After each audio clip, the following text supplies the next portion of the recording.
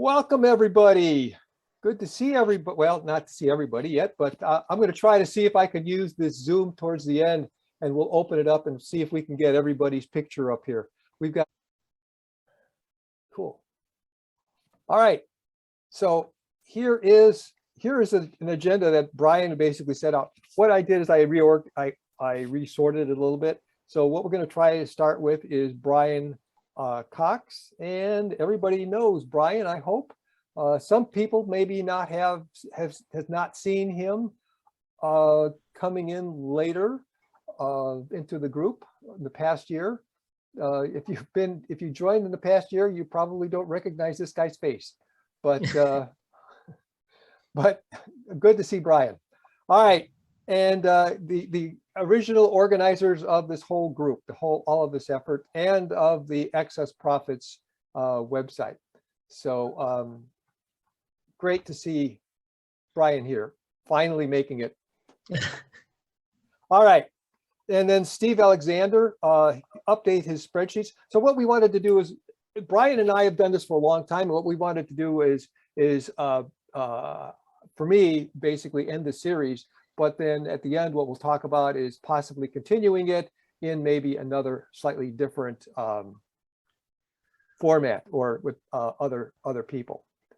And then I will go over. So start with Brian, go to Steve, and then me, and I'll basically talk about the stuff that I've done with the case stochastic. And then what I'll do is I'm kind of curious to see what kind of strategies people are using. So for this final in the series, let's see what kind of strategies people are using, and if all of this work that we've been doing has made any impact. And then we'll go into a talk about a future organization. Let me just zoom this in a little bit better, and then we'll go into some open discussion and see what we should do on Monday. All right. Good enough. Okay.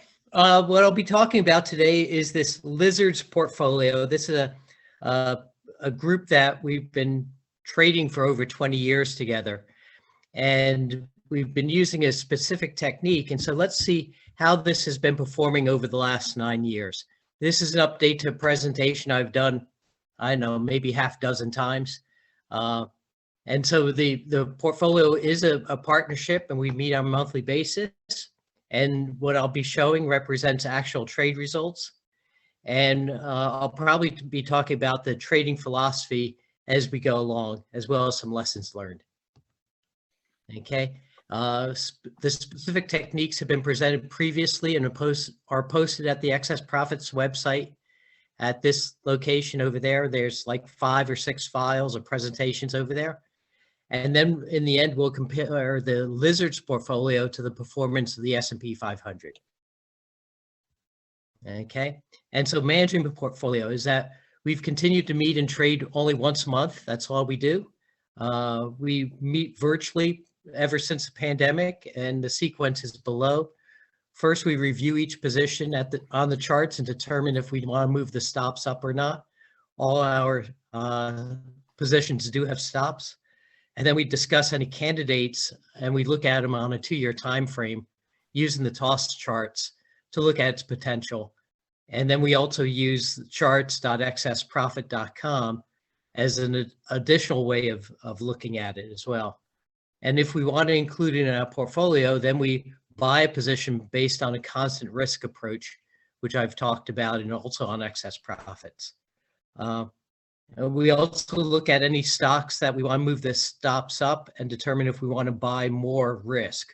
So after we've moved up the stops, our risk on those positions have usually decreased. And so we consider whether or not we want to buy more of that position. And then number 4 is we've added a new rule to our technique, which is that we limit any one position to 20% or less value of the portfolio. Before we didn't have this, and some of our positions, because they were gaining so much, started to take up quite a large percentage of our portfolio, and we decided to limit that to 20% and shave off any profits and then plow them back into other positions. Any questions on that before I go on? Yes, could you post that link where the presentation of the results are in the chat room? I kind of skipped over that one.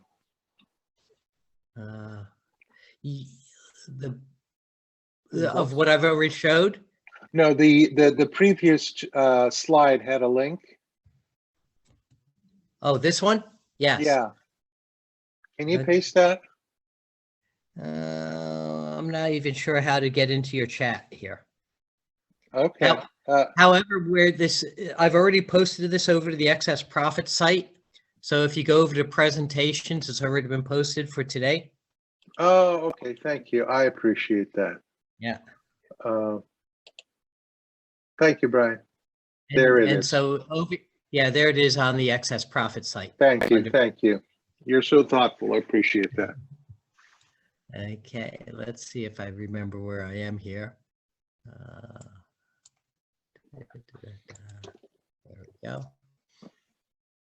Okay, and so this is our current positions, and the ones up at top are our active positions, and the ones below are positions that we've sold out of. And you can see on the left-hand side is the dates and stuff. And so you can see that if these are our positions, and we pick ones, I mean, just one of the techniques we end up using is that we pick ones that have huge 2-year gains. And you can see that we've got a couple of those right in here right now.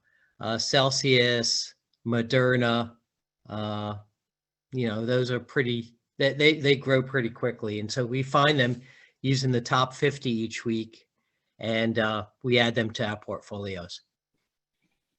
Okay. Any questions on this before I go on? Just curious, how come I'm not seeing Tesla or Pfizer in there? Well, we did have Microsoft. Tesla. Yeah, we did have Tesla at one point, but it did get stopped out on us back in March, and we never did get Pfizer. I see. Okay. Yeah. In my own personal account, I have quite a bit of Tesla.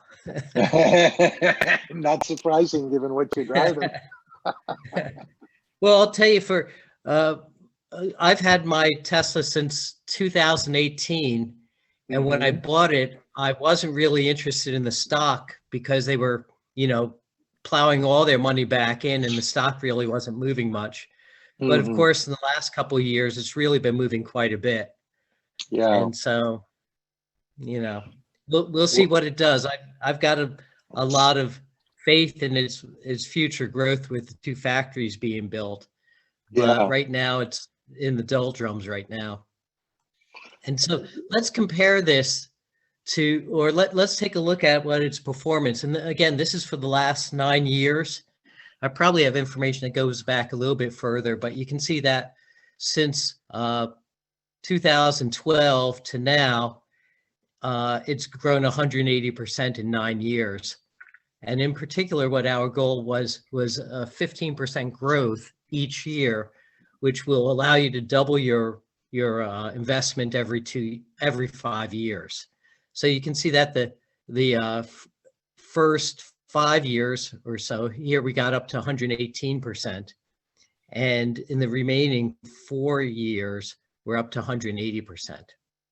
And if you look at it on the graph, you can see that the last 2 years, because of the pandemic, has been kind of flat. And so it's like, so let's compare this to the SPY, where you could just like buy it and just not do anything with it. And you can see that at the end of 9 years, here this actively managed portfolio is up 180%. But if you had just put your money into SPY, you up over 200%, 222%. And so usually when people ask me about, stocks to buy and things like that, I said, just put your money in SPY and just walk away. And maybe that's a good lesson to learn here, is just, SPY has been doing really well last couple of years. And then, so that's about all I've got on it. But in summary, stops in the large market downturn, the approach using stops to exit positions worked as expected. It took minor losses on the acquired positions. And then re-entry, we entered positions that did not participate in the market downturn, and we got into those as soon as feasible. And so what you can really see here is that a lot of these guys, once, during the downturn, you can see that we shed a lot of positions, but then since then we've added a lot of positions back. So it's important not to just sit out any, market downturns with your heads or hands on, or sitting on your hands and not participating. It takes some work to do that. Any questions? Yes, how do you determine the stops? Oh, I've got a whole presentation on that. One second. Let me show you where this previous presentation was. Yeah, that's what I'm going to be doing too. It's referring back to a number of the presentations we've made over the years. Brian and I and others have made a lot of these presentations and repeated the results. So for me, I basically am going to, my part of the presentation, I'm just going to go back and show people what we had done in the past. Yeah, and so where you find this whole information is you go to excess profit tools, then click on Brian's risk tools. And this is pretty much how you do all that. And what I'm approaching all this is as a way of risk reduction. I really don't focus on growth as much as I want to protect what I already have. And so here, setting stops is right there. Also, we have some things about selecting stocks right here. What's the criteria that we use for selecting the stocks in the first place? So you might take a look at this on how we select stocks, and then how we set stops is here. And like everything else, there's a little bit of the art to doing setting the stops, but at least, you've got a formula to do it with. And by doing that, you know what your maximum risk is. And so we use that in order to feel confident that when the market starts dropping, we don't panic. Great. Thank you very much, Brian and Ken. Okay. So that's what I've got, unless anyone's got any additional questions. Brian, what's the drawdown? Did you ever do any kind of plot of the drawdown versus, so you have a 200% gain over those years. Did you ever take a look at your percentage drawdown of the whole portfolio? Worst case?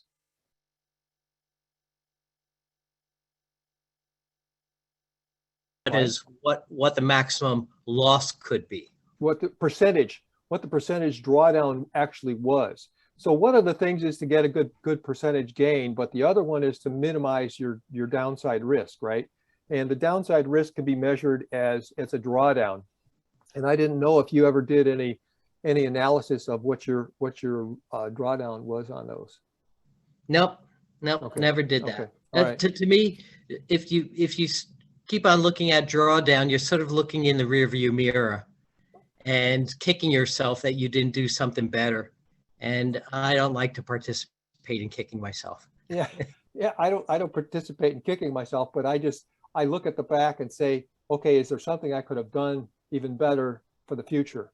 Yeah. And to minimize my drawdowns. And over the years, I keep on refining it, and mitigating it by spreading it across multiple equities and that kind of stuff. So for me, I haven't worked since I was 48. So it's been 23 years that I've been retired, so to speak, and retrading. So for me, it's pretty important to make sure that I don't get a serious kick in the pants, if you will. Mm-hmm. So looking forward. So Yeah. All right. Ken, one of the things about the Lizard system is that they have that defined on their spreadsheet. Their maximum drawdown at possible drawdown at any point is posted up on a sheet. So we know it's not more than, that the Brian's fixed risk. Right. Yeah. I was just kind of curious for historic purposes as to what actually happened. So yeah, it's probably pretty small. The drawdown you probably have seen over the years has probably been pretty tiny. Yeah. Well, yes. What you can see here on the current position sheet is our current risk for the entire portfolio is 7.22%. And you can see the risk for the individual positions as well. Right. Yeah, good. Very good. All right. Any other questions for Brian? Great, Okay. thank you. Okay, thanks very much, Brian. If you could return control back to Zoom. Stop share. There How's you that? go. And if Steve could share, I want to see if you could share there, Steve, because you're not a co-host. You should be able to share the screen, your screen. Let's see if that works. I'm trying right now. You got it. You got it. Okay. So that didn't require a co-host. That's good to see. So it's somehow associated with a Google, a Chromebook that you have to be in a co-host mode or something like that. Okay, Okay. great. So this is my screen. It's Mhm. just my desktop. And I think what's unique about this, or what I have to offer that's unusual, is in 2019, I decided to do a little experiment, and it's been going since 2019. And the experiment is that I will announce all of my trades before I do them. And I will also publish what's the result, what happened. So I started that in 2019, approximately June. And this is the spreadsheet that I've used every year. And in 2019, this is at the end of the year. I started in June, 6/6/19. And these are all the trades. Every trade has the date and whether it was a buy or a sell, what's the symbol, the price, number of shares. And in 2019, I decided I would use $40,000 as the maximum of each trade. So that's what I did, and there's all the trades. There were not very many trades. Let me get to the bottom here. Yeah, a little over 100 trades all year long. And the percent profit was 141%. So on $40,000, I made a profit of $56,000. That was for the entire year. I tweeted these trades. In the beginning, I was using Twitter and I tweeted every trade. Typically, it would be something like, tomorrow, sell TQQQ. And that's what the recommendations were. I tweeted them all out. And when Twitter stopped allowing President Trump and others to tweet, they just stopped their accounts, then I abandoned Twitter. I stopped giving my recommendations that way. And I asked people if they wanted to continue to get the recommendations, that they send me their email. So I got about 300 people in my email list, and I still have that list. And whenever I make a trade today, I still use that list and I send out recommendations to all 300 of them or thereabouts. I don't charge anything for this. All of these are live trades. They're real trades and real money and real time. I use TradeStation. I know somebody's going to want to know what strategies do you use. And I use about maybe 4 different strategies. They're all very, very simple. One of them, for example, is it's called the Rsi4, and that's by Larry Connors. You can Google it. He publishes it. It's all available online. So the Rsi4 strategy essentially uses the RSI 4-day, not 14. And so that's one of them. And I only trade mostly broad market ETFs, like, as you can see here, TQQQ, UDOW, SPXL, like that. So those are most of the things that I trade. And the strategies, RSI4 is one of them. Another I use, I call Alex Trend.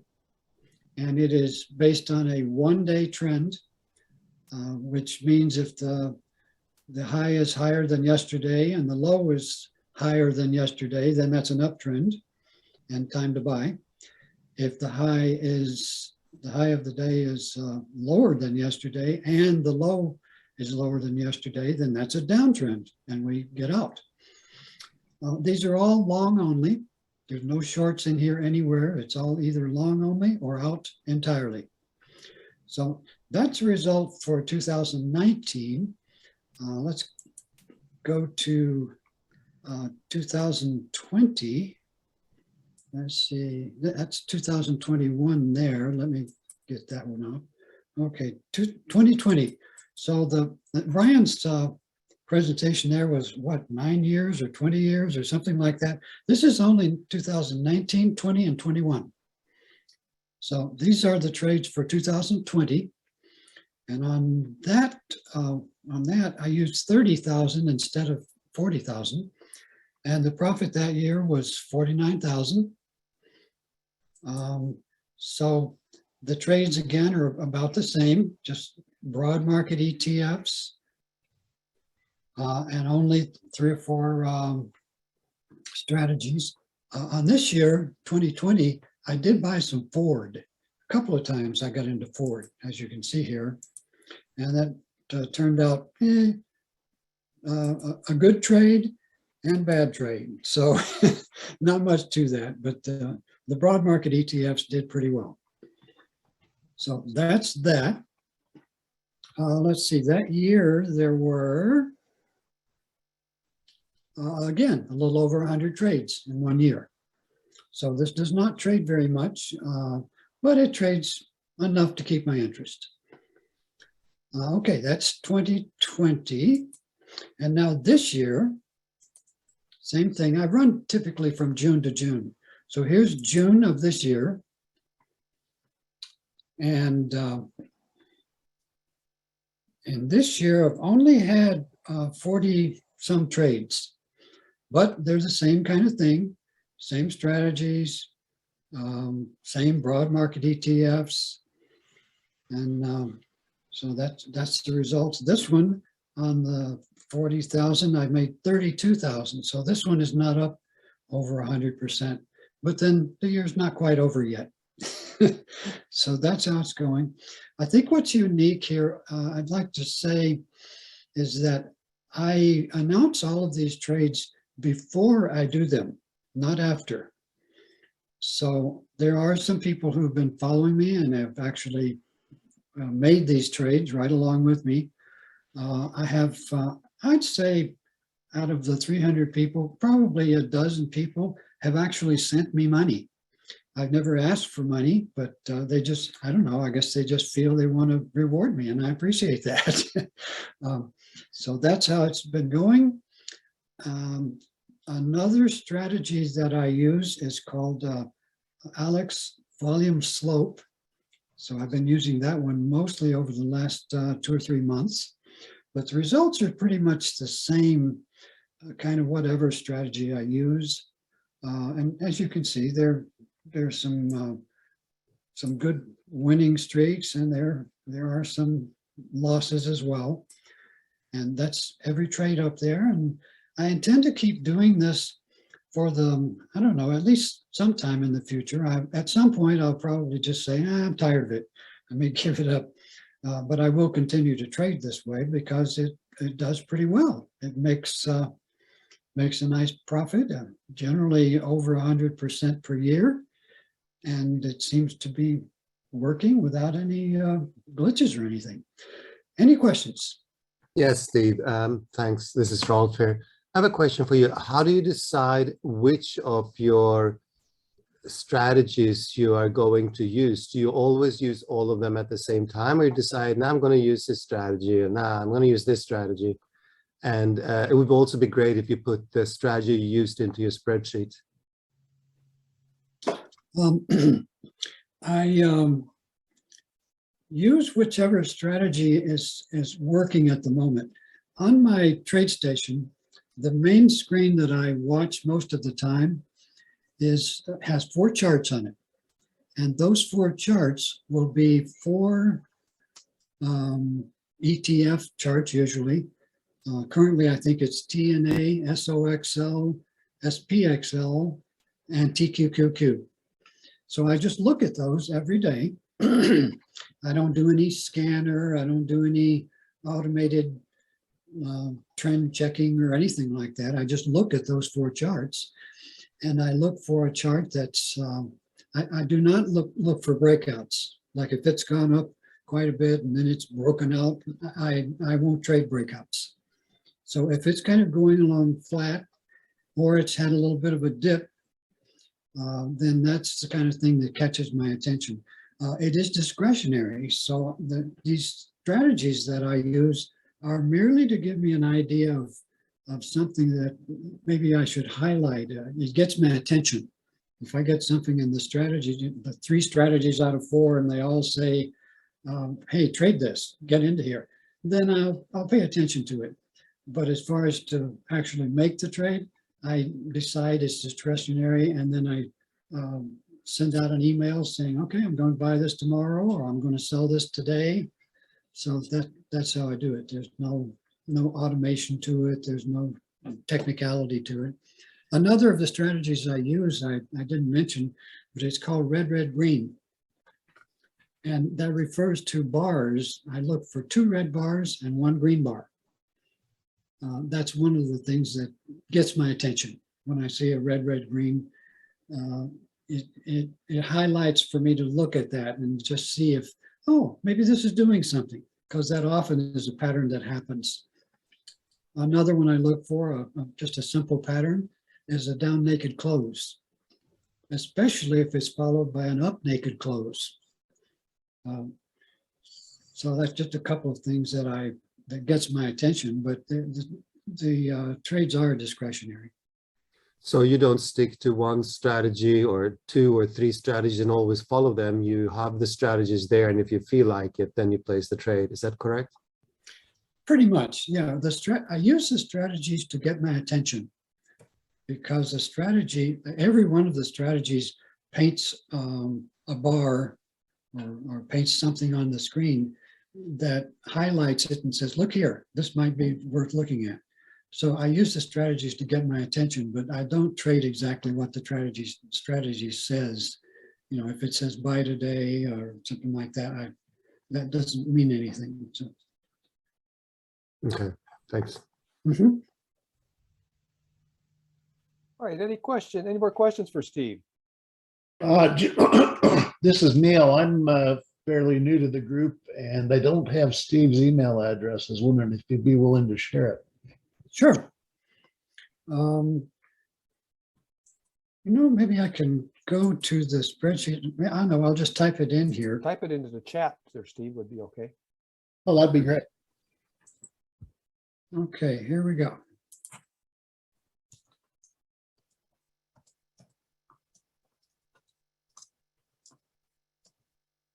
Hi, Steve. This is Judith. Hello there. How are you doing? Hi. And I want to thank you because I have been following your trades, and I appreciate that they're a little bit slower than I was used to doing, which I welcome that because I'm working more now. And I wanted to ask you, are you at all concerned about the macroeconomic pictures in the economy? Do you even consider that, or do you stay away from economic reports, days, or how? I know that you're very diligent to send those emails out. And I just wanted to get your perspective on that. Are you at all concerned about? Yeah, thank you for asking that. I've said to people who know me are aware of this. I do not own a television, and I do not watch television. So I pay as little attention to the news as I possibly can, especially mainstream media. Anything that comes from ABC, CBS, NBC, Time Magazine, New York Times, LA Times, anything that is mainstream that, quote, everybody watches or everybody reads, I don't want to know about it.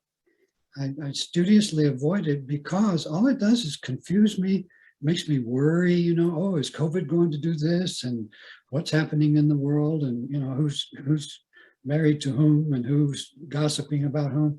All of that stuff just confuses me. And so mostly I'm just looking technically at what are the charts doing, because the charts tell me what happened, not some story about it that somebody made up. So I don't want to hear about stories that people make up, because the job of people on the news is to make up stories that are exciting and get your attention and get your emotions all stirred up. And emotions are fine, but not when I'm trading. I don't want to be emotional about anything when I'm trading. I just want to see the chart. So thanks for asking me. Yeah, I generally follow that principle as well, but I've heard that, I mean, from James Dalton, who's he has his own trading service. He says, you don't want to care what the news is, you just want to care about the day of the event. So that's the question, because I know that on those days, like the FOMC meetings, those days tend to move the market a lot. And it doesn't seem like any of your emails are even affected by that. That's why I was just curious to see if you just pause and hold until those events are over with, or you just proceed based on the technicals alone. Technicals alone. When there's an FOMC meeting coming up, sometimes I notice it and sometimes I don't. I don't really care because I know if I knew there were a meeting coming up, it would affect how I think. It would affect my emotions. So I don't want to know. Yeah. Well, thank you. I just want to see the chart. Yeah. Thank you for that. Okay, thanks. Yeah, one of the other sage people one time said, all the news you need to know is in the tape. Just read the tape. Yep. So you're just going to be able to do a good job of being able to understand that, and that's exactly what Steve is doing. He understands the tape. He sees exactly what's happening and acts accordingly. Yep, that's about it. Stick to the tape. Yep. Or the chart. And just another follow-up question, if I may. Do you have any tickers that are more defensive that you would decide to trade when we are in an environment where the market is on the way? You know, if there is hesitation and we do have a downtrend in the market, are there tickers that you prefer? You just stay out completely until the volatility has settled? Oh, well, usually I do just stay out completely. If there's no reason to trade or to buy, then the best thing to do is not buy. I think the old saying is, when it's not necessary to trade, it's necessary not to trade. The most defensive ETF I know of is SPY. It'll kind of hang in there when other things don't. SPXL is pretty good, but that's the triple SPY. But generally, no, I don't have a favorite of those I mentioned anyway. SOXL, TNA, TQQQ, SPY, and SPXL. Those are all very, very stable, broad market ETFs. And if I can kind of stick to those, I feel pretty good. I don't trade anything that most people know about. For example, Tesla, Nike, Facebook, anything that's widely known and talked about on TV or wherever. I don't trade any of those. That's interesting. So Thank I'm you. very conservative. I'm just looking to hold on to my money and try and double it every year, and that's good enough. Most people considering 150 to 150% return per year as not conservative, Steve. Oh, That's no, true. I call it You're a conservative. standout. Thank you. Yeah, okay, doke. Thank you. Before I do that, this just in, Charles just sent me something. He was supposed to be one of our other speakers here, and you can see on the screen, let me zoom it in here a little bit.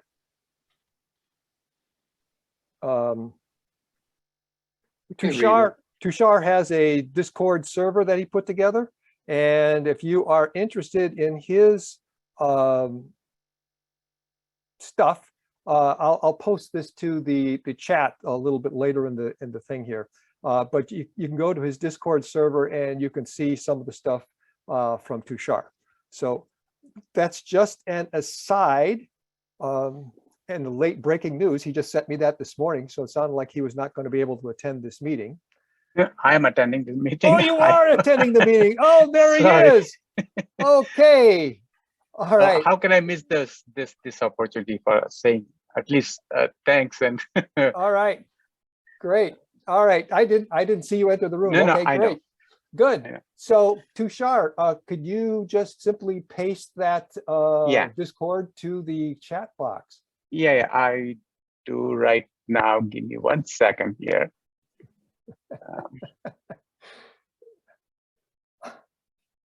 All right. So, while he's doing that, I wanted just to give you an idea. So we have several different people here. Each person has a different personality. Each person has a different criteria that feels comfortable for them. I have been blessed by the entire group here that over the years, I have been able to hone my skills as well as my strategies to match my personality. If you go to excess profits and you go to this presentation from September 2013, click on that, it's narrated, and you'll see a presentation that I made that provides you some insight into your personality. Some people can go through this personality test and they come up with a different answer every time they come through. In my opinion, they probably don't understand themselves well enough yet. But if you go through this thing and you go through exactly the same way every time, you pretty much understand your own personality, and you can adapt or understand your personality for trading so that you can produce a strategy that works great for you. And this helped me immensely. And that's how I got started in my endeavors, was back in 2013. And what you'll find out is this is the URL that you click on that, and it'll take you directly to the personality profile. And just you want to go through it all and save it to your local disk so that it doesn't disappear. Because what will happen is they don't keep any of the information. It's lost forever. So, all right. So that's just my quickie thing on personality. And here is another personality, Tushar. Do you want to give us a little bit of your insights, or is that good enough with just the Discord sharing? I shared the Discord channel. So, I mean, I just created the channel this morning because I saw the email that this will be the last event. So I just say, I thought that we can continue what it would be like a channel. And on a Discord that we can talk about the ideas, because I know that I have gained so much and I've gotten so many ideas from this group over the years, and I'm very thankful for Judith to at least invite me in this group over the. So I thought that we should continue talking about the ideas, and this is how I learn, because I throw out my ideas, let people point holes in it, and then I improvise, and then I've become a better trader over the period because of that. Okay, so this let's hold that discussion for the after this part here, and then what we'll do. So I have an agenda here. Sure. And so basically that's what we want to do here for this part of the agenda here. We'll look at the future of this organization and what we can do. But is there anything that, one of the things I asked you, Tushar, do you have anything to share relative to your relative performance, percentage gains, or anything like that of the strategies that you've been running? I actually ran some of your strategies and I was actually pretty successful. So, but it was my stepping stone to the one that I'm finally using now. So it's great. I know in the past I've done actually posted all the results from my trades. I think it was in 2016 I posted results with the same strategy that I've been using with verticals. It was very profitable. It is still very profitable, and I do it day in and out. But I don't really have the actual data to share with you. I'm making money, so I say, why do you want to monitor? Once I start losing money, then I'll say improvise. But so okay, fair enough. Well, let me go ahead with my stuff in the case stochastic then, and I will go back and I'll take a poll. I'm kind of curious to take a poll to see how many other people also engage with these different people's strategies. But let me finish up with this case stochastic. If you go to excess profits and you do just a search for case stochastics, you'll see all some of the presentations that I've made over the years. And the case stochastic that I developed was actually even before 2015 here. So it's been running more than 6 years in my IRA. And you can click on these things and you can find that you can get the code. The code is available for, let's see here. Well, before we go to the code. So in October, I did a detailed presentation on the case stochastic. So if anybody is interested, just go to excess profits or Ken.excess profits, either one, and you will find this presentation. I called it a lab coat. It was just something to catch people's eye or something. But it's about a 10-15 minute presentation on all the details of the case stochastic and how I run it. I'm not going to bother repeating it here, just as an aside. I'll let people click on that if they like. There is also all of the code that I had that I'm sharing here. This particular one here. This particular one here is the indicator, and it has been not only implemented here. So this is Ken.excess profits. You go to the TradeStation code in there, and you'll be able to download this directly onto your TradeStation platform, or you can go to the Thinkorswim platform. And Tim Sire did a really good job of taking this code and implementing it on the TOS platform. And I actually use that on my TOS platform as well. And also at the bottom here is the strategy itself. So if you want to run this thing in automation mode, this is what actually runs my IRAs.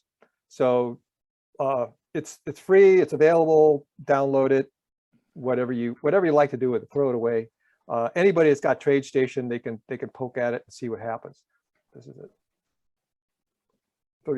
33%. Okay, and then on TQQQ, looks like I got about an 87% return on capital there over this past year.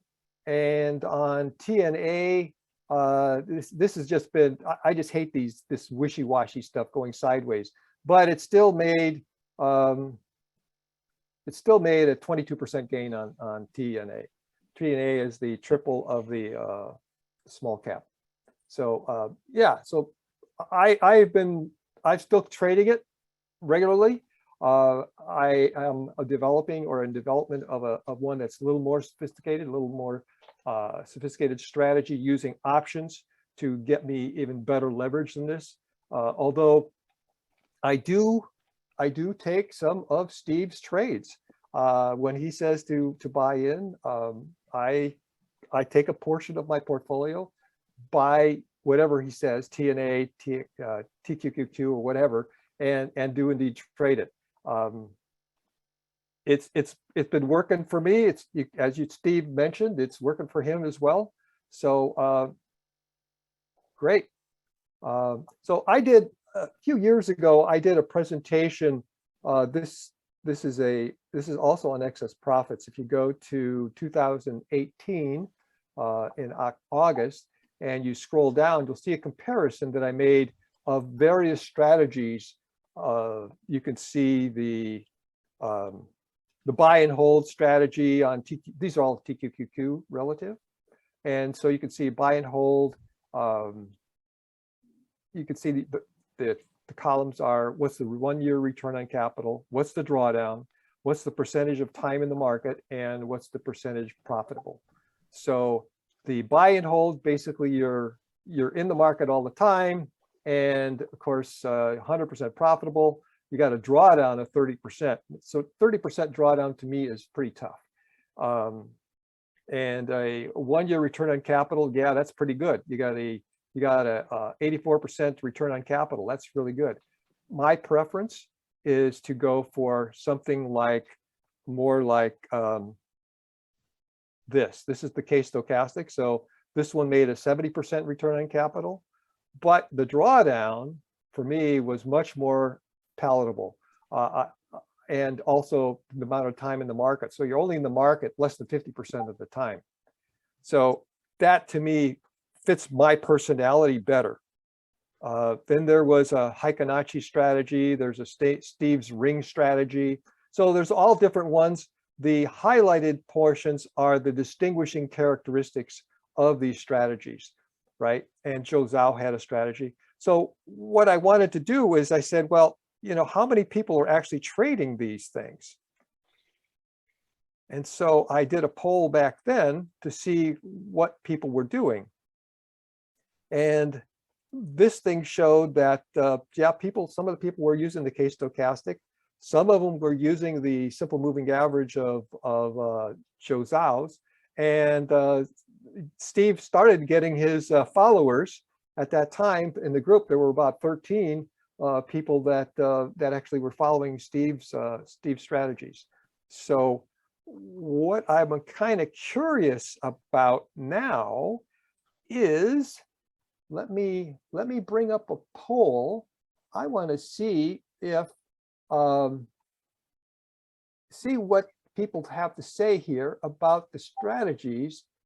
Oh, there was before I do that, there was one other strategy. Let me go through that real quick. There's one other strategy which was done by Bill Burmeister, and we have over the years have refined it and refined it and refined it. And in 2017, there were a couple of teenagers, Hannah, Sarah, and Caitlin Zhao, that made a video. Well, they made a presentation, and what I ended up doing in the background, I recorded their audio. But they did a really excellent job of the details of the Bill Burmeister's iron condor. So if you're interested in the details there, go back to 2017, click on this portion here is the presentation, and over here, click on the audio recording and just follow along. But over the years, I and a few others have refined it and refined it and refined it. It's like a honing, you know, so you look back and you say, well, what didn't work? Okay, you fix that. So I'm an engineer. So if you can measure it, you can fix it, right? So I can measure what the returns were before, what my drawdowns were, looking back, and then I could say, okay, now what do I do to make sure that those things don't happen again? So I have done that repeatedly over the years, and I've come up with a quite a bit better implementation of that strategy now, and to the point where this is my most recent history of that strategy, and for the last 13 times. So it's an iron condor, and for the last 13 times, I have had 100% profitability. And in the 22nd of November, I actually I did some semi-automation on Thinkorswim platform. And since then, I have even gotten more confidence, and I'm doing things that I never would have done before. Normally, I put these iron condors on once a week, and now I am doing them whenever one fires off and it violates something, I react and do something else. So this past week, I had essentially issued 2 different iron condors through the week, and basically making about 22% return on capital over this past week. So to me, that's pretty good in a volatile market. When it goes sideways, you basically make about 50%. And I like this. Tushar's thing was great if you're only directional all the time. What's good about the Bill Burmeister's iron condor is that it works. If the market goes up, it goes profitable. If it goes down, it goes profitable. And if it goes sideways, it's profitable. So I like that idea a lot. And the returns on capital, given its options, are even better than anything else I've ever seen. So the average I've seen over the last 2 months has been an average of about 10% return on capital per month, per week, I'm sorry. And in this past week, it was 20%. So that's what I'm doing right now. Yeah. Ken, quick question for you. If memory serves me right, when you have that iron condor, if one of the shorts are about to be penetrated, you buy that. Right. And then ride the long. Right. How often does that happen? You take a look. Just take a look here. So here's I put it on this. I put it on here, and the next day it violated it. Right. I put another one on the middle of the day on that day, and it violated it a day and a half later. I put it on here another one, and it violated it a day and a half later. So happens a lot, huh? What's that? Yeah, but this past week was a crazy week. Yeah. So how do you figure out the statistics on that, right? This thing didn't violate it at all here, right? There was no violation at all. Can you guys see my pointer, by the way? Yeah, we do. Okay. Yeah. All right. And so the previous week, yeah, it violated it. And this one here, I only made a 3.8% profit on that one. But so if it stays in a couple of days, you can actually guaranteed get a profit. But it's been very, very effective. So this is starting to require more and more of my portfolio. And you can actually go and one of the presentations I made a few weeks ago, I think, was the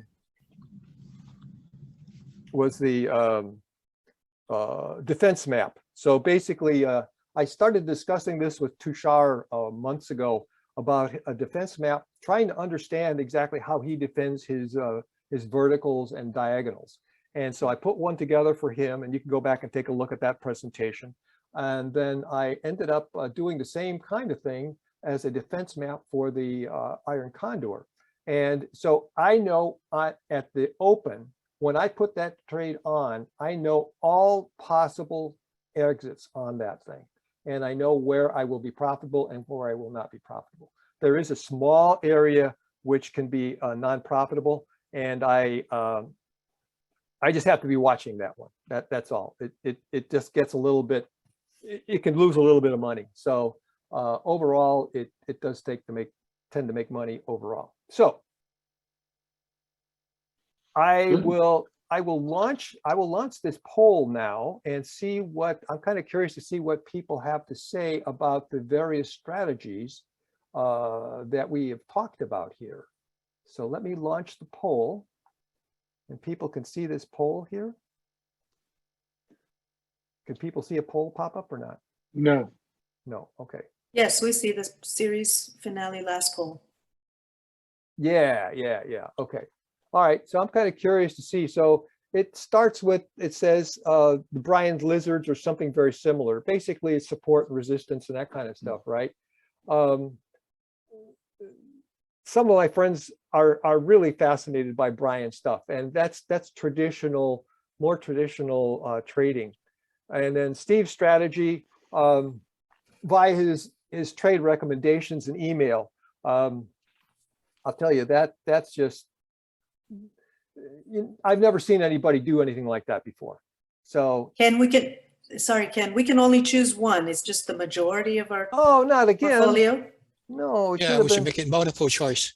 Oh, It okay. All right. would just be the majority of our trading would be characterized. So that's the poll. That's the results of the poll. Let me try to execute a second poll that I just finished up and see if we can get a little bit better numbers there. with Judith's recommendation.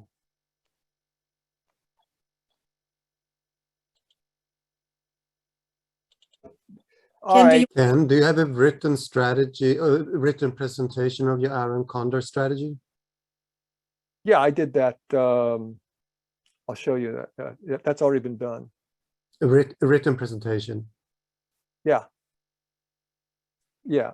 Let me see here.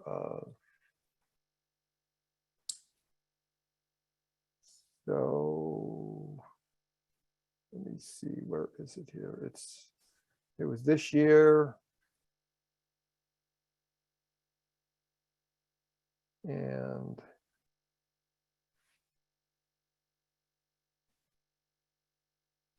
it was in June. If you go look at the June presentation, it was defined, described in that June 19th, 2021. Okay, so that was a verbal presentation, or did you write up? That's a video. That was a Zoom. That was a Zoom presentation. Okay, you didn't write up the rules anywhere in a written presentation. I think the rules were in there. Okay. I think the rules were in there. Yeah. Yeah. So yeah, and I was describing how we actually developed the rules and what the rules were and stuff. I mean, the rules keep on changing, right? They keep on evolving. Like I just found a bug in one of my rules this week. So there was a 2% number instead of a 10% number. So it's like, so there's subtle things that happen. It's honing, right? So when you sharpen a knife, you not only go and grind the sucker down, but you also hone it. And that's the process I'm doing right now. I'm honing it to make it as profitable and as sharp as possible. So, but there's not many people. I didn't bother spending a lot of time on that because there's not many people that can take that kind of complexity. A four-legged strategy with what is it? I think it's like 12 different 12 different orders to support one iron condor. So it's for TradeStation, it's pretty straightforward. You know, it just sits there and just spits out the orders. But for most people, it's not very useful. But just fundamental iron condor is, and the Zhao girls, the Zhao teenagers were able to do it. And their net return on the summer, if I remember correctly, was a 30% return on capital over a 3-month period of time. So that was not bad at all. All right, so I'm going to end the poll. Hopefully this will be good enough, and we will share the results. A few people doing the stochastic strategy, a lot of people doing other strategies. Is there anybody in the group that's willing to say what other strategy they are using? It's not it's not an automated strategy. So you know, I do like ratio spreads like I talked about before. Okay. I mean, yeah, there's no automated strategy in there. Okay. Yeah, but yes, so Brian's isn't really automated either. It's more discretionary, but so that's what you spend most of your effort on, is the ratio spreads? Yeah, well, ratio spreads, it's not just the trade itself, it's really the management of the trade. But that's basically the underlying strategy is a ratio spread, though. You don't trade anything else. You got some leaps in, I think, too, Jack, right? Yeah, no, I have ratio spreads, I have diagonals, I have diagonal ratio spreads. But you know, how a trade starts and what it ends up is totally different. I mean, I started an SPX trade with a call ratio spread and just closed it on Friday with you know, multiple short puts. That was the only thing that was left on it. So I'm trying to figure out how to extract what it is that you do. You basically are selling premium, right? No, I can't. I can't. I'll tell you that one trade. I traded like 60 SPX contracts over the period, and it was just all over the place because as the trade is you may start as a credit trade, and if it goes up too fast, you can turn that into a time spread, the butterfly, and a credit spread turns into a debit spread.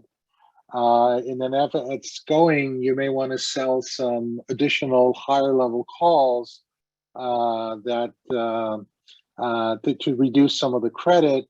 And when things are looking tight and that's going up, you start selling some puts perhaps to get some of your costs down. And then it just ranges. There is no, I haven't figured out a way to write it down. I'm still learning, but I found the most easiest way to trade for me is that. So the market was going up and down. Everybody was afraid. I had 4150 and 4200 puts, kind of sat on them for a couple of weeks and let them expire. Okay. It didn't matter if the market went down 100 points. It was irrelevant. It wasn't going to go down 400 or 500 points. You see? Okay. So what kind of a trade makes you uncomfortable? Yeah, losing trades. So if something is going against you, how bad does it have to go against you? Well, you kind of don't. One of the things I also look at is in the technical analysis, and I say, okay, if the trend has turned, and if I think the next support level is too far away, if the momentum is up, things are going against me, then I'll have to take a corrective action. Okay. So that's kind of how I look at it is after entering the trade, I'm just monitoring the trade, the P&L levels, as well as, support resistance and the direction the trade is going.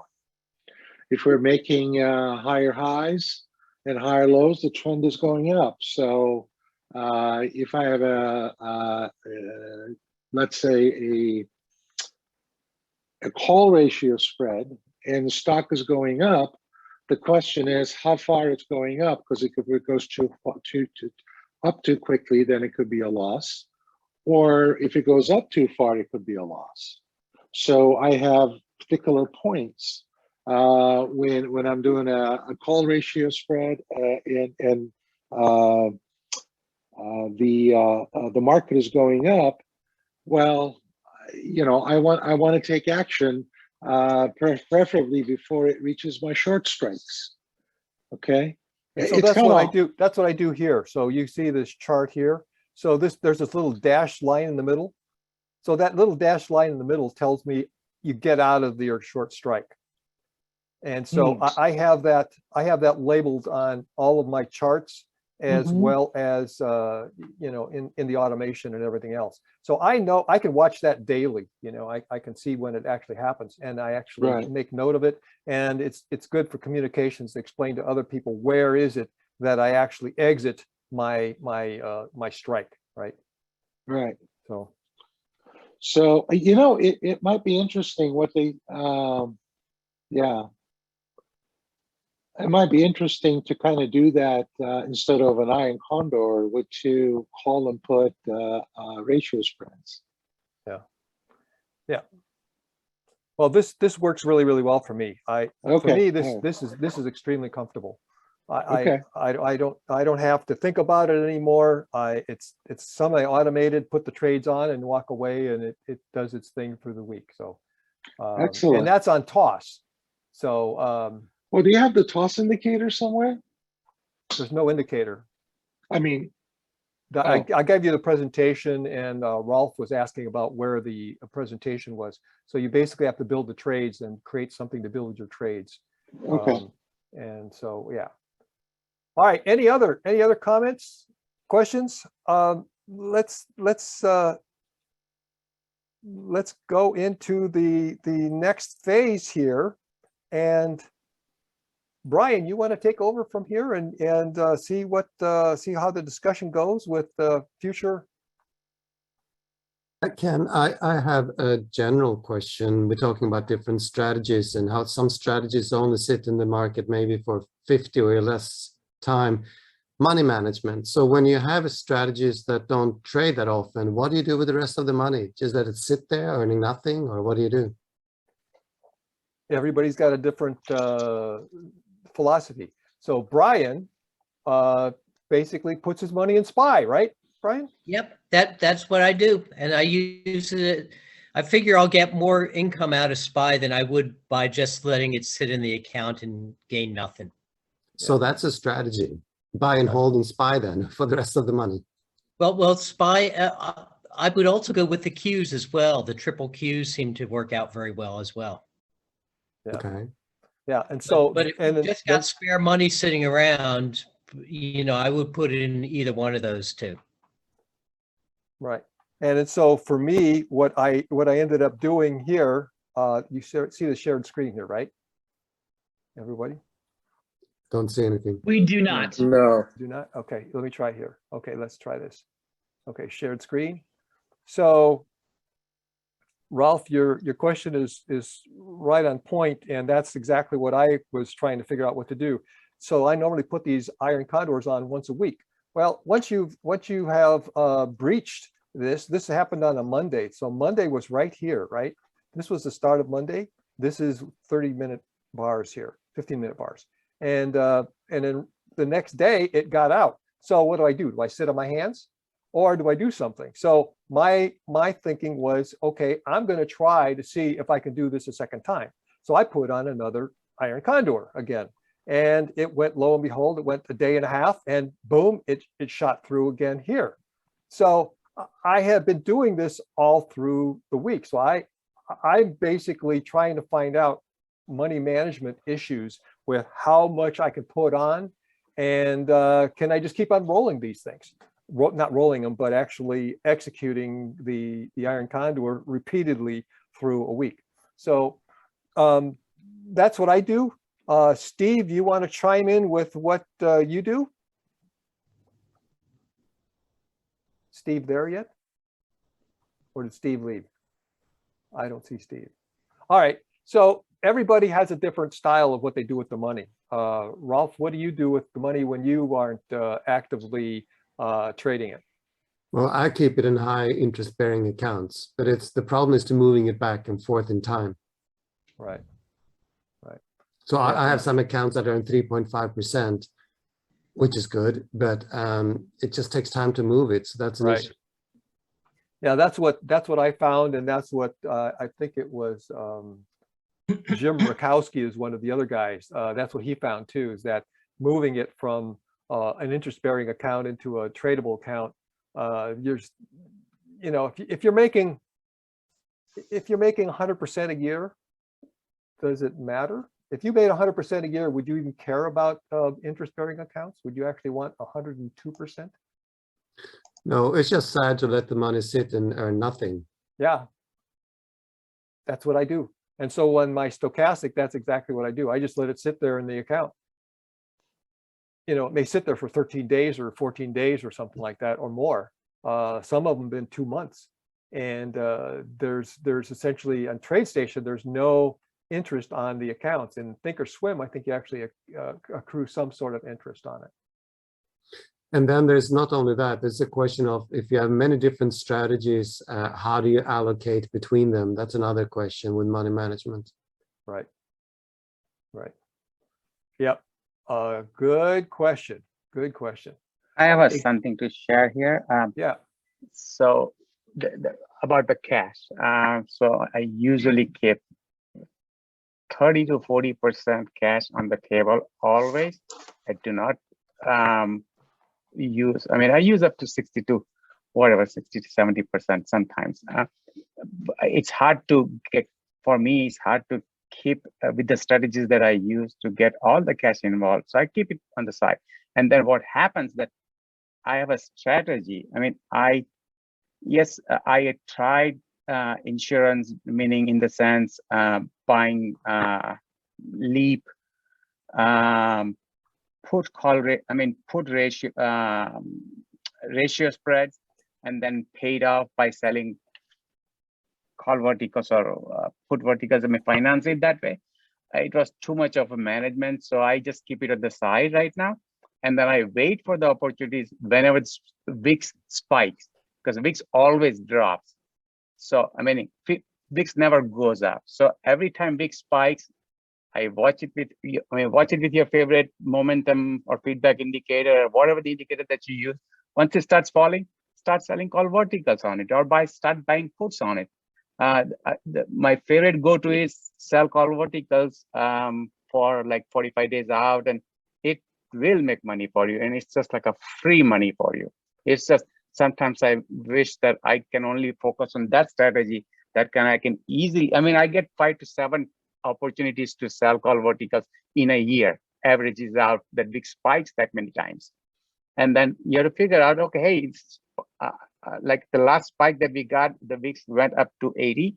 I started selling call verticals at 85, then came down to 75, 65, 55, and I gained so much of money on just drop off VIX, which usually offsets all the load that I see in my 401k accounts and things, because that I'm not managing it.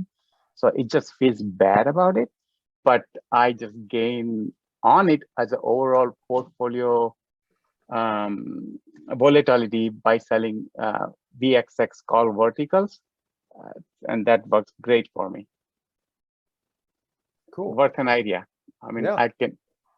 I can share the screen if you want to see that exactly what I do. This is the same contango style that we explored in 2016, and I was buying SVXY every time VIX futures were in contango, and then just hold it. And as soon as it goes into backwardation, just get out of SVXY. It served me well, but then they changed the ratio on that SVXY. So I said, well, it's not doing anything better than SPY. Then I just got out of it, and I started selling VXS as just for, recovery more in a way. Because every time the VIX starts dropping, you can recover out of your drop really fast. Okay. What I was hoping to be able to do in this last half hour here is to actually discuss what we are going to be doing for the next, see what's going to happen with the group coming up here. How about if we hold that off, Tushar, until the very end, okay? Sure, yeah, no problem. Okay. Let me share my screen once again and turn. Brian sent out this email earlier this week, and at the bottom of it is another group, and I can see some of the members on here, including some of the organizers of this other group. This is a meetup group.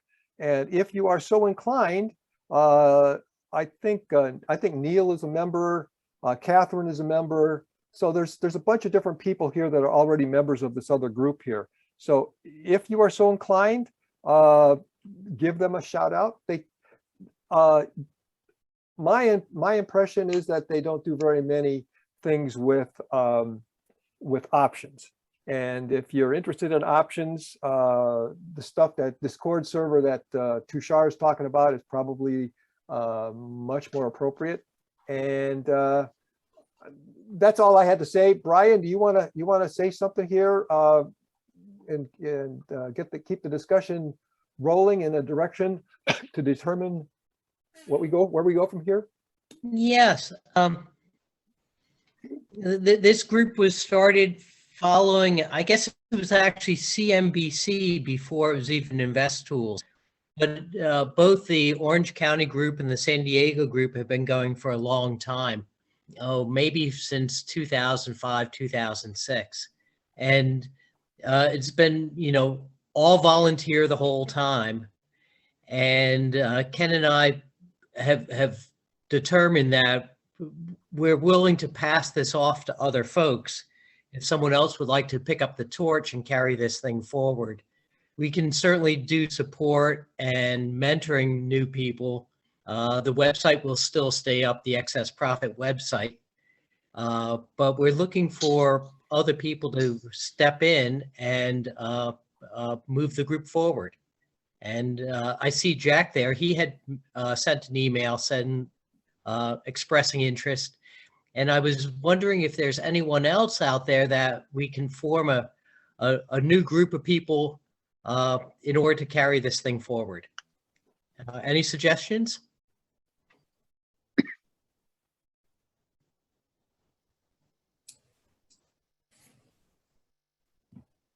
Can you hear me? Hello. Yeah, Bob? Yeah. One suggestion I'd have, Brian, is that maybe we, let's say, have an Orange County group, and that the members within that group have subspecialties or sub-interests, so that within Orange County, we might have, option people and, long-term portfolio people or something like that. And then maybe that would be a nucleus of, those little subgroups might be, 5 people deep or 10 people deep. And those people might share email addresses and whatever they want to do, and figure out, okay, we can meet just like your lizards group, at a McDonald's someplace, and sort of keep that together. It's maybe hard to get 30 people together in a room that, everybody has enough interest in whatever people are saying. Yeah, that's a good suggestion, Bob. This is Jack. I think that because of COVID, the meetings have changed. We're all getting more comfortable with Zoom meetings versus in-person meetings. And I'm sure Brian will attest, Judith will attest that putting together in-person meetings are a lot more difficult than putting together Zoom meetings, right? I belong to another trading group as well that has been flourishing since the COVID times. That's really grown a lot. If we keep that in remote meeting format, I think we can get a lot more done. And then by all means, there would be separate subgroups that can meet and do, options or longer term or swing trading, whatever your interests are. Sounds good. Yeah, but what I think what we've observed is that ever since the pandemic, we've essentially combined the Orange County group and the San Diego group together.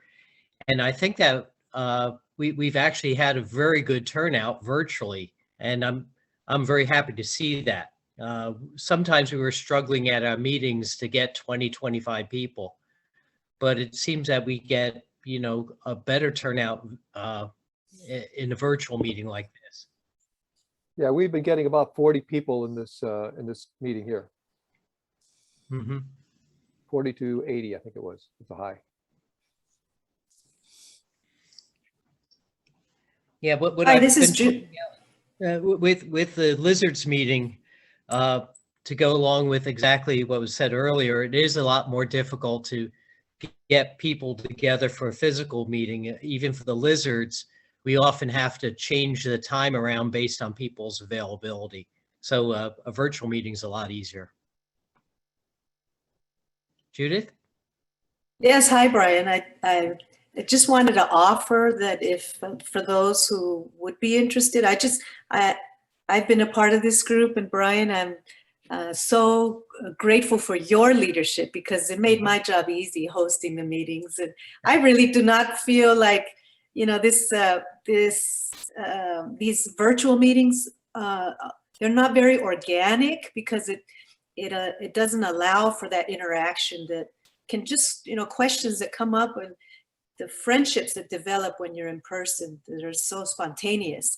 And then you invite new traders with new ideas. It's just much more I think, more interactive being in person.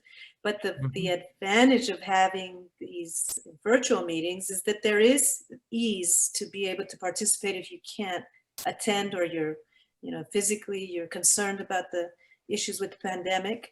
But I'd be willing to help anyone who wants to take the group forward, whether it's through the Discord or whether, there's a meeting room that we can come back to. I'd be willing to help. And I learned so much over the decade that we've been a part of this. And it's been, the friendships that have developed have been the greatest resource to go back during the month from one meeting to the next to follow up. So I'm willing to help as part of a group, but I can't personally say that I'll step up and take a leadership role because you do so much behind the scenes, Brian. Mm-hmm. Well, we do have a problem, don't we? I mean, not everybody's getting the message. I know I've had a problem with it. I mean, I'd get it for a while, then I wouldn't get the message, and then I'd have to go on to the excess profits and go to the calendar, and I come in that way. That's the only way I know about this meeting. Yeah, so I'm wondering if there are a large number of other people that are like Gene here that have not received invitations. I don't understand why he was not getting invitations to this. Listen, guys, we can easily rectify it. I can set up a recurring meeting with the same URL. So just put it on your calendar. It's the same URL every meeting, and you don't need to worry about anything. That would be great, Jack. Thank you. It's just a reminder. The key is the reminder is the thing that Brian sends out, right? So yeah, but it's sitting on your calendar and it reminds you the day before.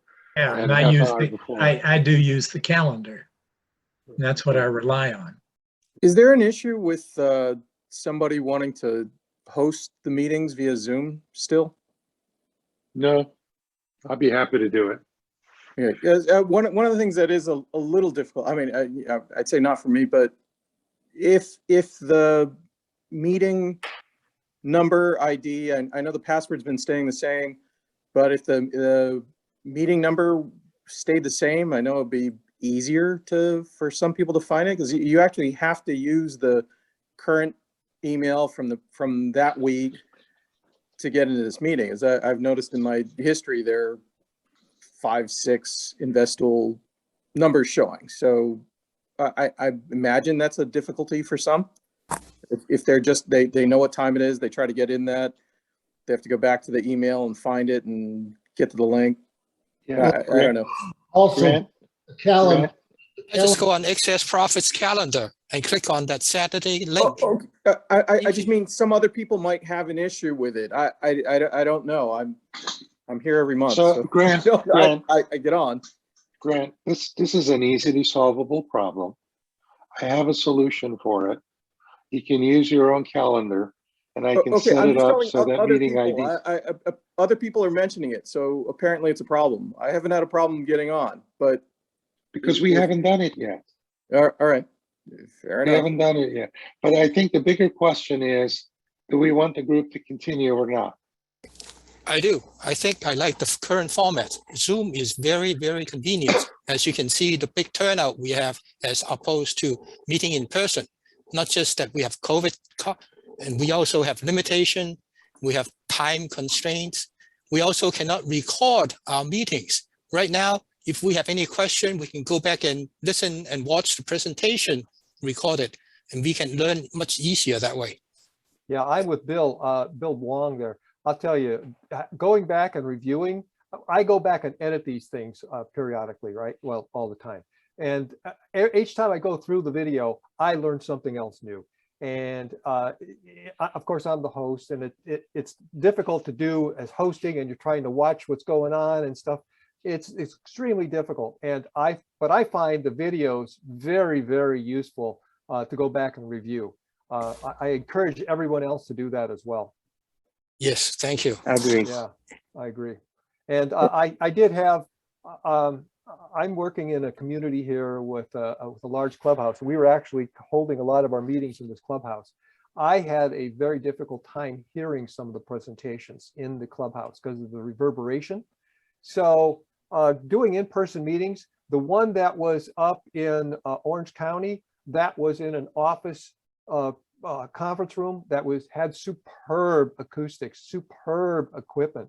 It was unbelievable, the quality of what we were able to get there. So I really, I look forward to the meetings up in Orange County.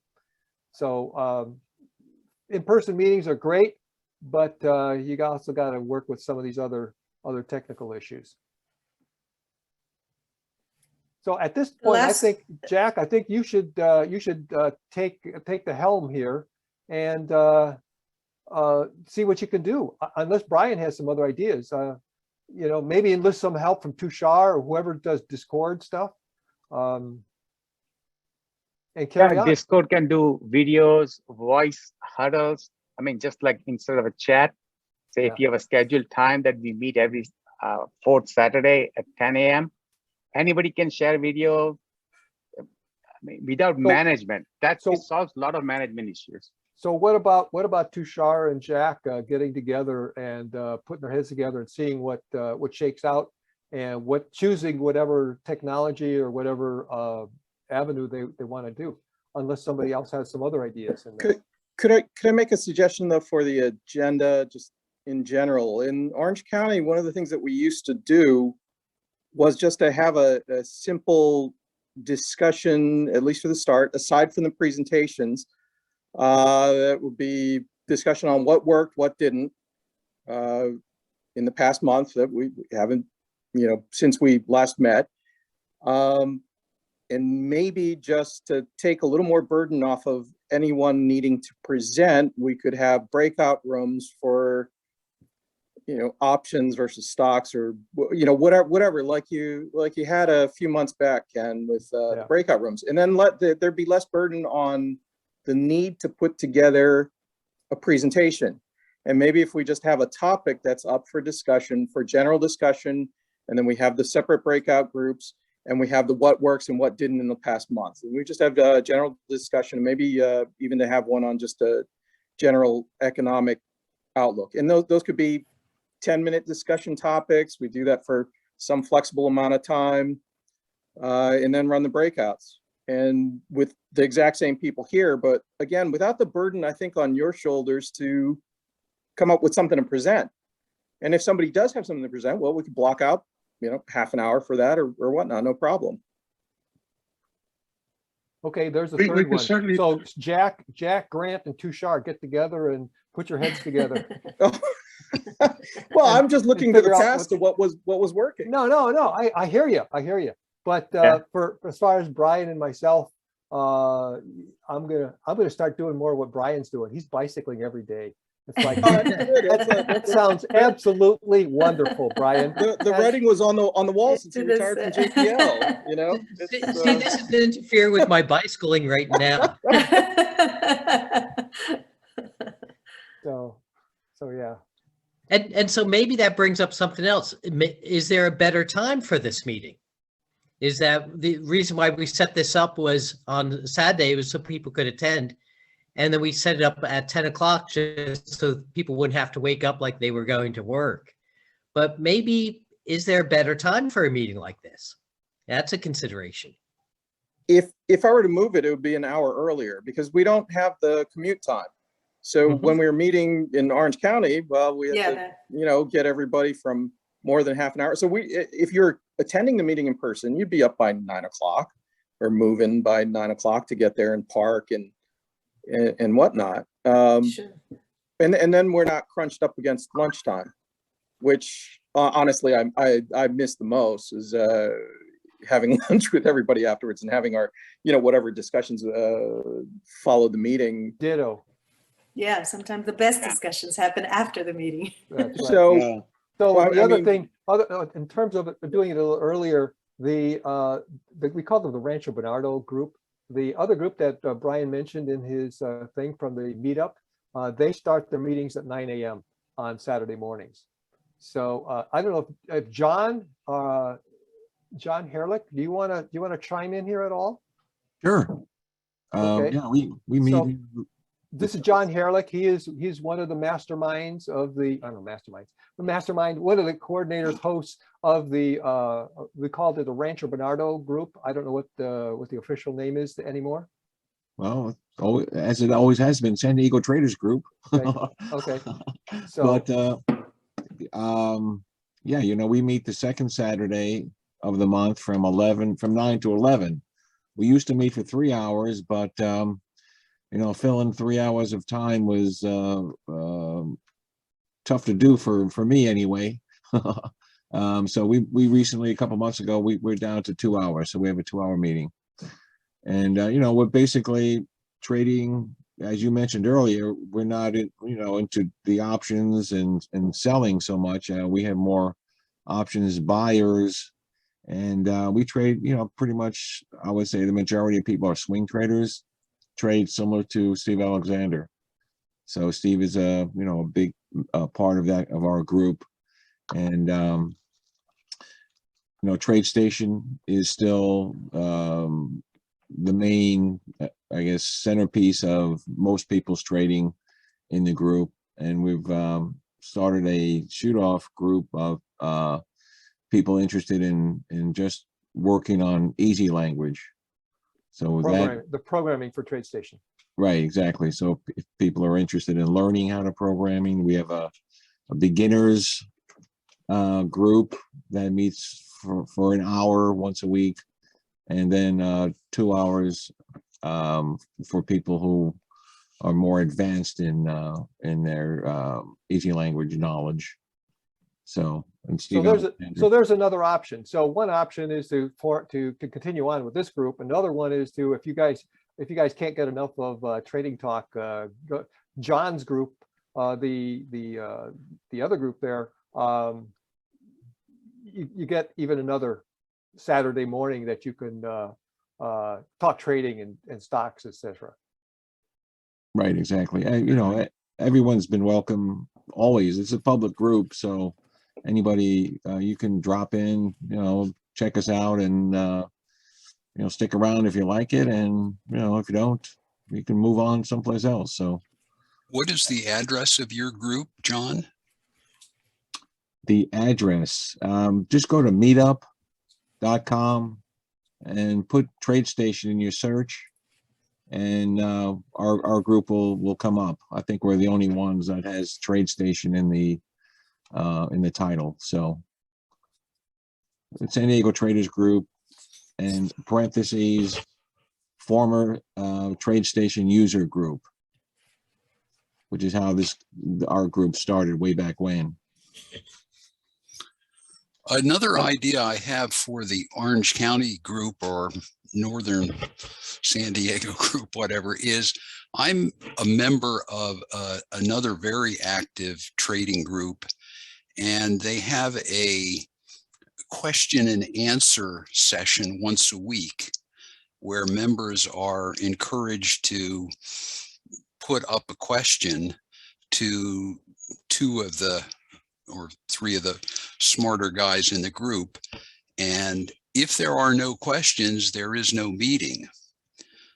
Or the questions can be accumulated. They rarely do, but in Orange County, maybe what we do is have a meeting where everybody says, okay, I'm part of the Orange County group. And then we could say, okay, once a month, we're going to have a meeting, and the meeting is either going to have a presentation.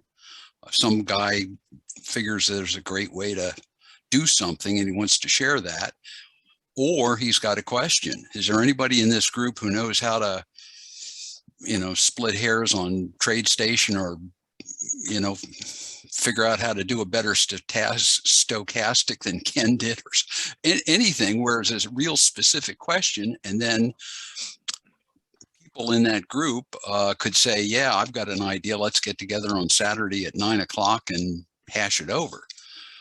And from there, to Grant and Judith's point, I agree, the time after the meeting is where you actually get to sit there within a couple of feet of the other guy and argue your point and listen to his counterpoints. And that's where the real the rubber met the road as far as I was concerned, and sort of like talking to your professor one-on-one as opposed to listening to him 30 feet away. And I think everybody in that group could say, hey, let's get together once a month if we want to, or hey, Brian, why don't you and I have coffee? Because I really want to ask you a question about XYZ. Well, that's a good point, but those relationships can be cultivated by one-on-one, Bob. Look, this group has been going, what, for 15 years now?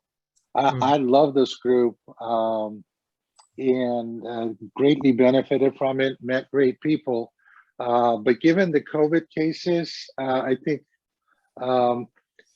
let's put it this way. I'm just throwing another group that I belong to. We don't meet once a month, we meet every week. We meet every week, and our meetings are 3 hours plus every Saturday. And there's no problems filling up the time. So I think that if you organize it well, we have regular sessions, and this is doable. An hour or two once a month is actually not that difficult to put together. Okay, but there are many ways we can slice and dice it. The question is, do we want the group to move forward, and then who's going to do it?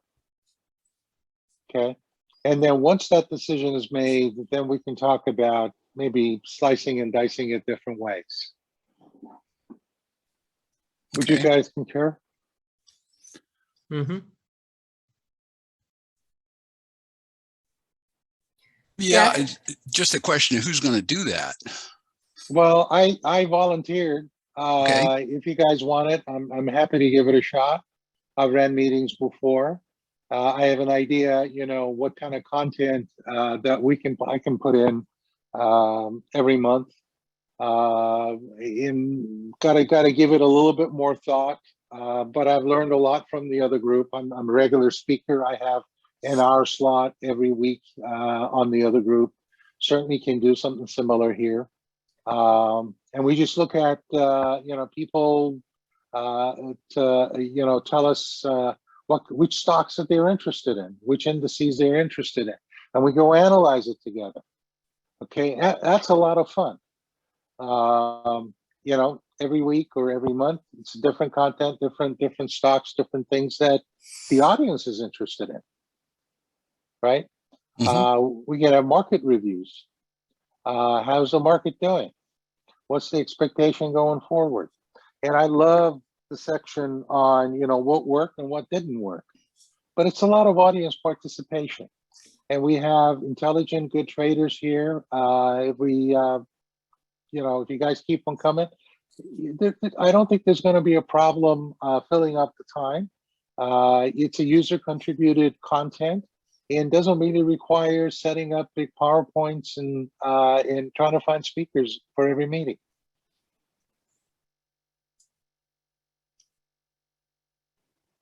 Fabulous. How do we want to go forward then? As I said, I'm happy to do the next meeting and maybe a few others and get a feel for how it's working out.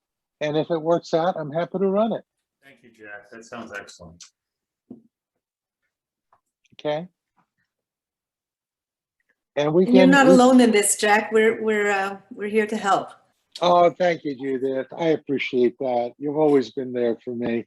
And I want to thank Brian and Ken for carrying the burden. Yeah, look, it's our group. It's our thing. All we have to do is just pick up the baton and continue the race. And we can do course correction as things go, as things happen. Okay. And the whole point is, how do we do it without putting a whole lot of burden? And how do we do it in a form where people participate, right?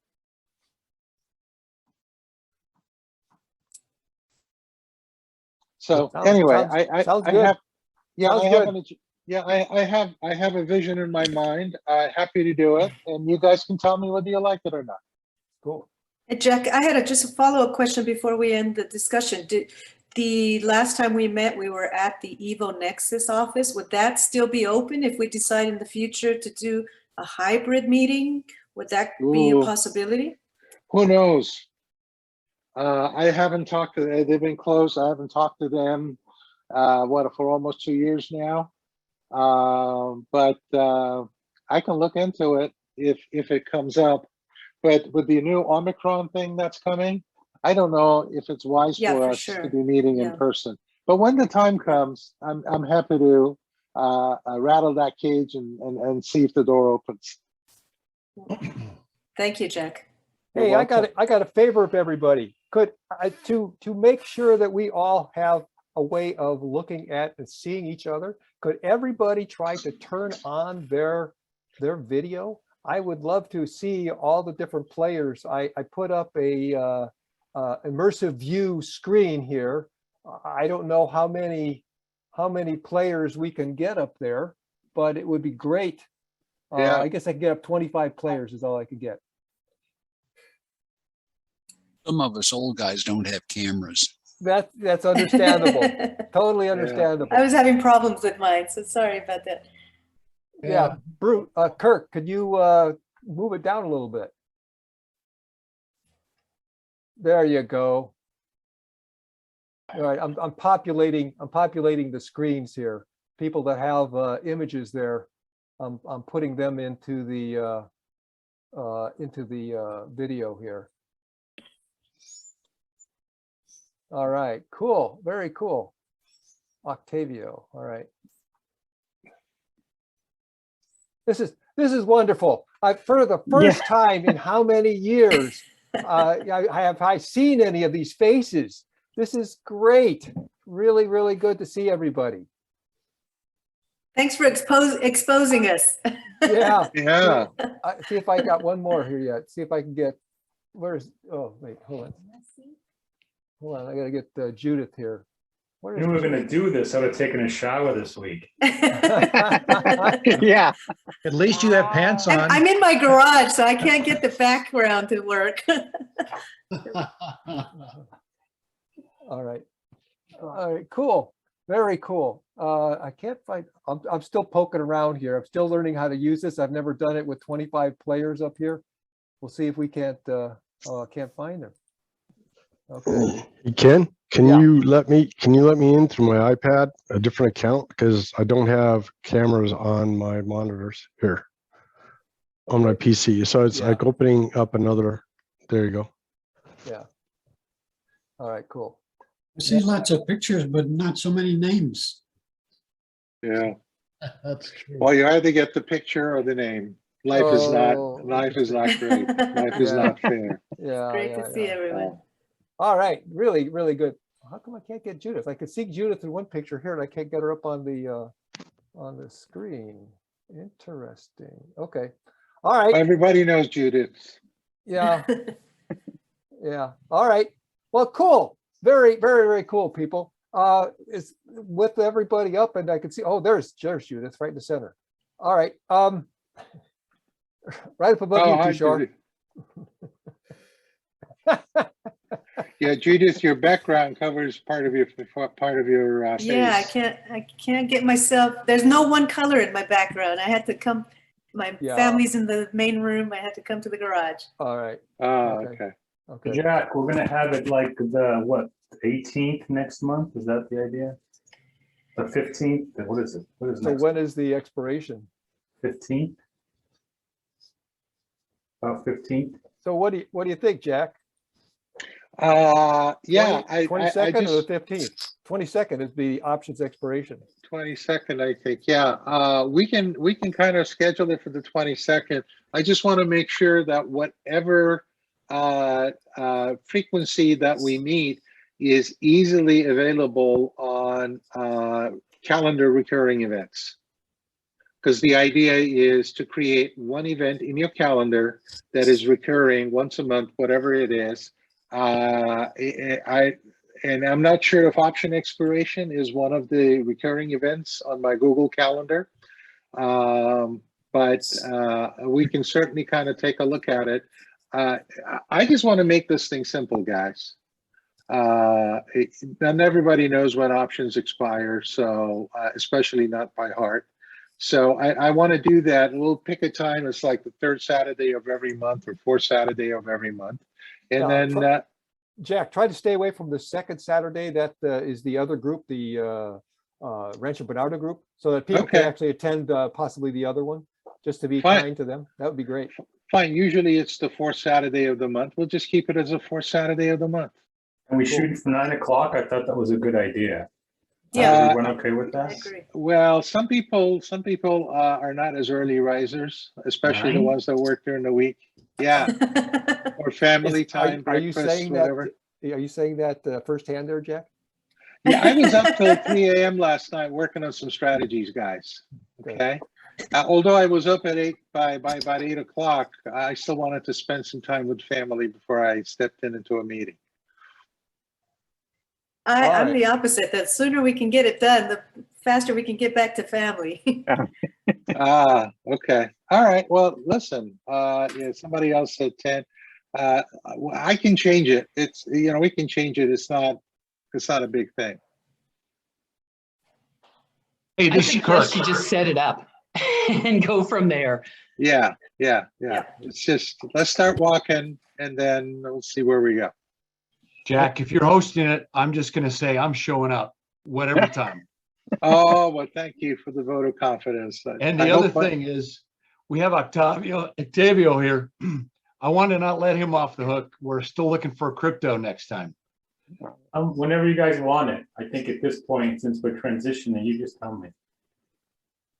Sure. Whenever. Yes. Sure. Crypto holders. What about crypto do you like to talk about?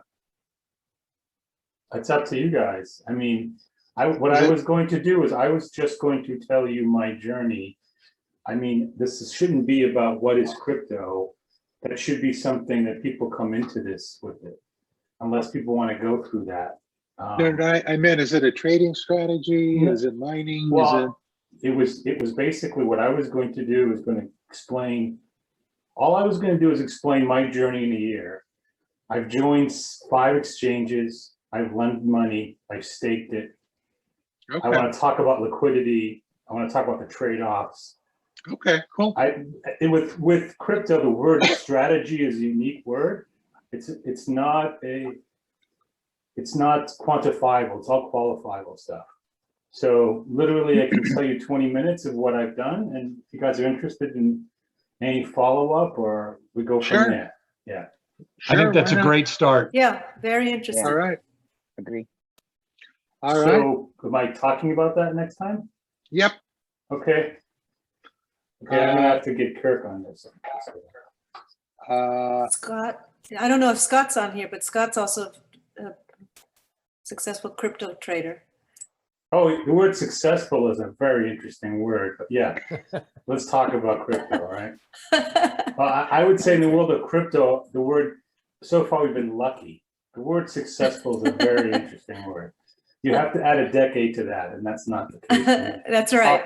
I by the way, guys, I put my my email in the chat room. If you want to talk about some stuff, please contact me, and I'll just have good interactive fillers for the rest of the time. Great. Well, I think this brings it to a close, guys. It has been absolutely wonderful. Sure. I want to thank everybody. So, and I'll pass the baton to you, Jack, and to Shar, and see what happens next. It'd be great. Yeah. Record it though, would you? Would you record it for us? That is important. Yeah. Just one more thing. This is Neil. One of the great things about this meeting, I think, has been Ken's website, where he's got different files, different strategies, different code, all things like that. I don't know if Teams or if Slack or something else is a way, but having a complementary site of whatever sort would be very useful to continue to augment our meetings. Yep. Yeah, we we'll can- figure it out. Jack, Yeah, Jack we knows got. everything. I don't know. I don't know. Yeah, You I know, do. Tushar is a Come on, you do. CTO. Listen, do. that's the easy part. Okay, I can probably set up another. We can either continue with Ken's site, or I can also set up another Google site, a similar structure that we can add things. There's Zulip chat that we could use for other more interactive stuff. There's Discord. There's WhatsApp. Again, the thing is, do we continue? Let's do the continuation, and then we can make it better and better through incremental improvements. All right. Brian, great. you did mention, sorry, but Brian, you did mention that they could be transferred to the new person because you have it under the Google Groups, right? Yes, The website, the yes. Access Profits. Yeah, and either I could transfer that, or I could just give people like Jack access and administrative rights to it, which would make it easier. Oh, thank you. Thank you. Because there's a wealth of information on there. I would hate for it not to be accessible. All right, people. Got- It is afternoon. Let me So let me I just want- let me just finish by saying that if I could, I would award the Bronze Star to Brian, Ken, Judith, and Pam for the last Pam, decade for meritorious achievement and service to us all. Yes. Yeah. Agreed, Bob. Thank you. All right. Well, I wish you all a happy holiday, and I hope to hear great stuff coming from you next year. All right. Thank you, Ken. Happy Thank holidays, you, Brian. guys. Thanks, Happy Ken, holidays, Brian, Merry everyone. Christmas. Good to see everyone. All right. Bye-bye. Bye. Bye-bye. Bye-bye.